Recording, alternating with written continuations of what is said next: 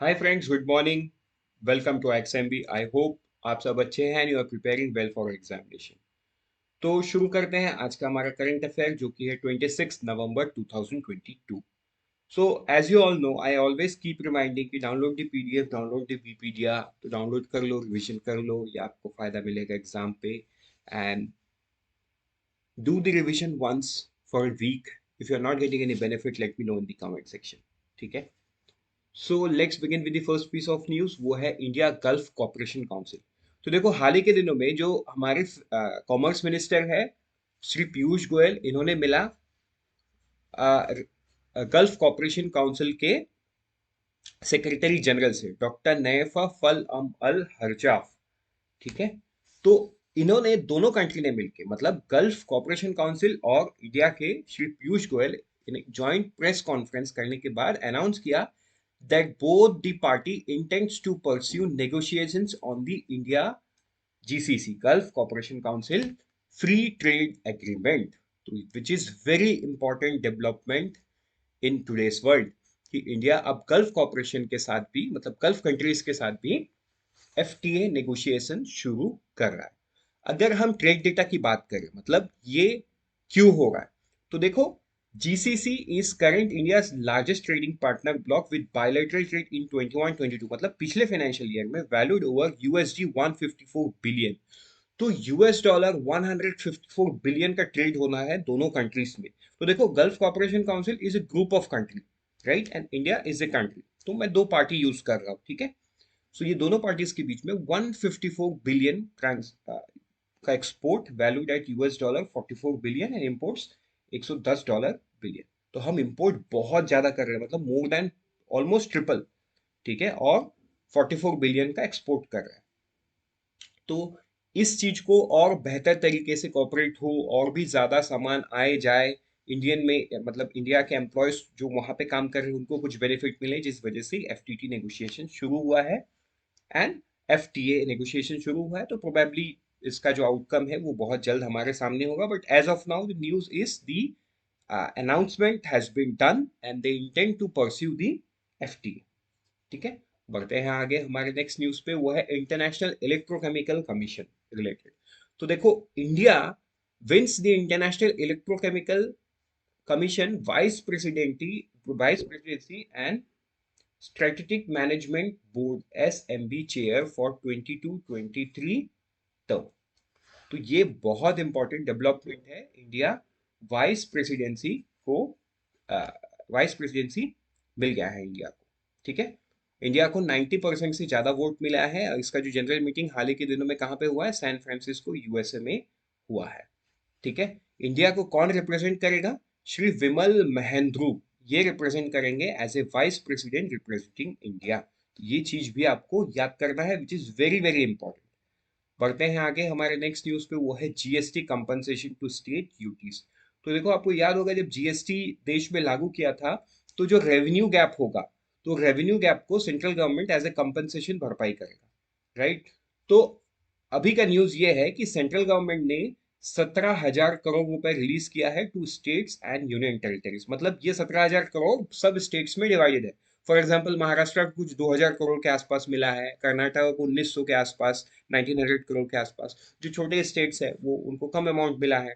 So it's not about small and big state, it's about the number of transaction coming up from them, right. तो वहां से वो derive होता है। So let's not get into that, but यहाँ पे हमको समझना ये है कि 17,000 करोड़ अभी जो सेंट्रल गवर्नमेंट ने दिया है, वो दिया है अप्रैल टू जून 2022 पीरियड का। इसका मतलब और भी अमाउंट होगा बकाया।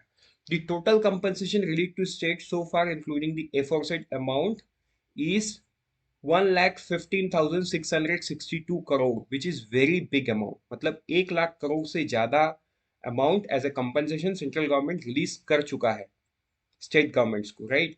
This is despite the fact that the total cess allocation till October 22 is only 72,147।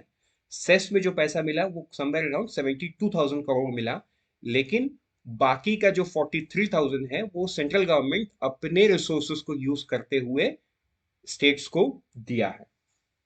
ठीक है। तो ये सारा चीज आपको जान लेना है, एंड आपको ये भी पता होगा कि अभी जो बजट कंसल्टेशन है वो भी शुरू हो गया है। तो हाल ही के दिनों में फाइनेंस मिनिस्टर, मतलब हर हर राज्य के फाइनेंस मिनिस्टर्स का मीटिंग था यूनियन फाइनेंस मिनिस्टर के साथ। अब कुछ राज्य के जो फाइनेंस मिनिस्टर है वो खुद चीफ मिनिस्टर है, for example the state of Chhattisgarh. ठीक है, तो ये सारे जो फिनेंस मिनिस्टर स्टेट्स के, इन्होंने यूनियन मिनिस्टर के सामने बहुत सारा बात रखा।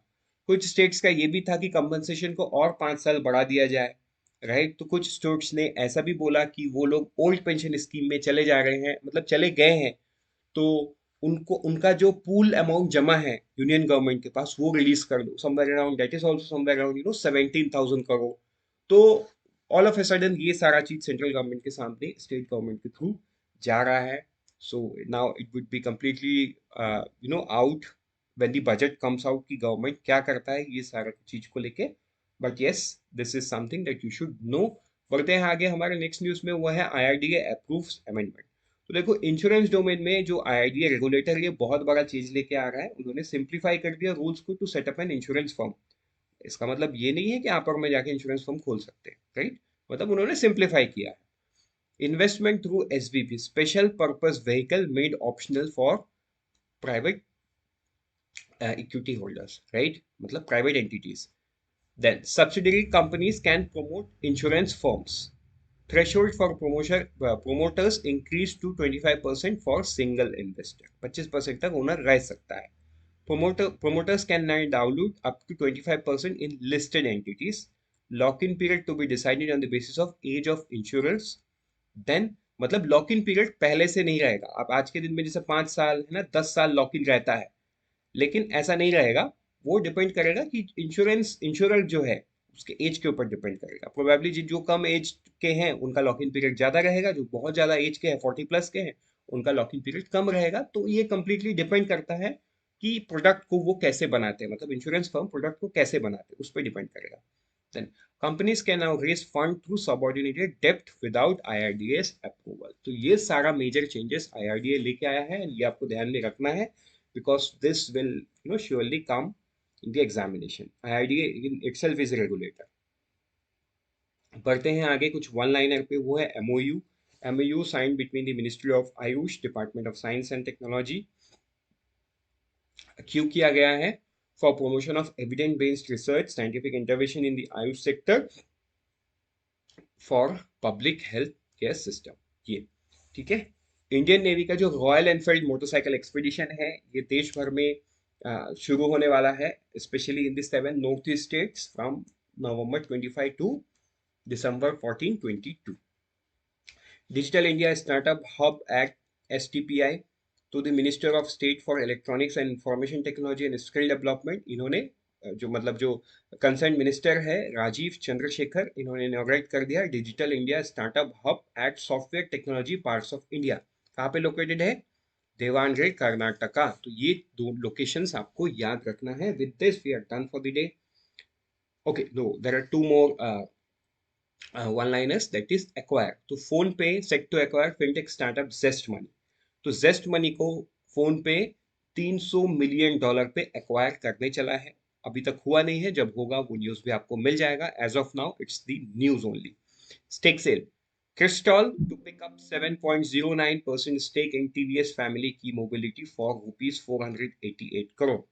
So with this, now we are done for the day. Unfold your potential with IXMB. Let's meet tomorrow morning once again with the new news. Till then, all the best for all the exam that you are preparing, and always remember, IXMB helps you prepare 50% faster.